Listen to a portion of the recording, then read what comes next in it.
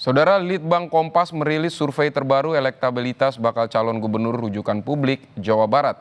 Secara elektabilitas, Ridwan Kamil menempati urutan teratas disusul Deddy Mulyadi dan Bima Arya.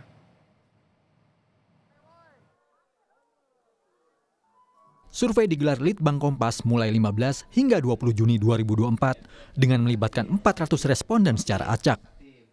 Dari nama calon gubernur yang dirujuk warga Jawa Barat, banyak yang berlatar belakang bupati atau wali kota. Dalam survei ini, nama Ridwan Kamil menjadi referensi terbesar publik di Jawa Barat, yakni 36,6%. Berikutnya, ada Wakil Ketua Dewan Pembina Partai Gerindra, Deddy Mulyadi, dengan 12,2%. Lalu, ada Ketua DPP Partai Amanat Nasional, Bima Arya Sugiarto, dengan elektabilitas 1,6%. Menariknya, masih ada 41% yang menjawab tidak tahu atau belum menentukan pilihan secara tegas. Nah, kita tahu kenapa Ridwan Kamil elektabilitasnya tinggi ya selama ini sebagai mantan gubernur Jawa Barat gitu ya, 1 periode, dan sejauh ini dia juga aktif di media sosial dan pemberitaan tentang beliau juga tidak pernah sepi gitu ya. Artinya memang beliau sanggup menjaga ritme bagaimana kemudian tampil di publik selama ini. Sementara Deddy Mulyadi juga sama, meskipun berangkat dari kepala daerah ya, mantan kepala daerah, sama dengan Ridwan Kamil. Selama ini kan beliau juga langkah-langkah politiknya juga seringkali masuk dalam ruang publik gitu ya.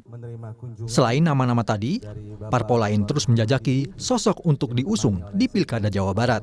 Hari ini, Ilham Habibie, anak Presiden ketiga B.J. Habibie, bersilaturahmi ke DPP Partai Keadilan Sejahtera. Dia didampingi Sekjen Partai Nasdem, Hermawi Taslim. Pertemuan ini juga untuk melihat peluang kerjasama Nasdem dan PKS, khususnya di Pilkada Jawa Barat.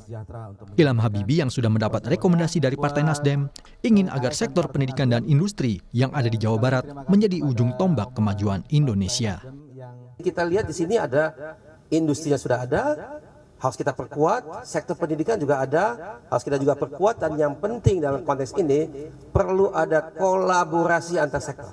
Itu yang kadang kita masih sangat kurang di Indonesia. Kita kurang adanya kerjasama di antara sektor pendidikan, akademia, karena disitulah kita lihat adanya penelitian dan pengembangan. Kemudian di industri memang dia kurang komunikasi dengan sektor akademi dan sebaliknya juga kurang. Nah, itu bisa kita perkuat di Provinsi Jawa Barat sehingga Jawa Barat bisa semakin maju. Selain Bima Arya, PAN juga mengusulkan nama Ketua DPP PAN Jawa Barat, Desi Ratnasari. Sama seperti Bima Arya, Desi disodorkan sebagai calon gubernur atau calon wakil gubernur Jawa Barat. Pada pemilihan gubernur Jawa Barat 2024, semua partai harus berkoalisi bila ingin memajukan calon mereka.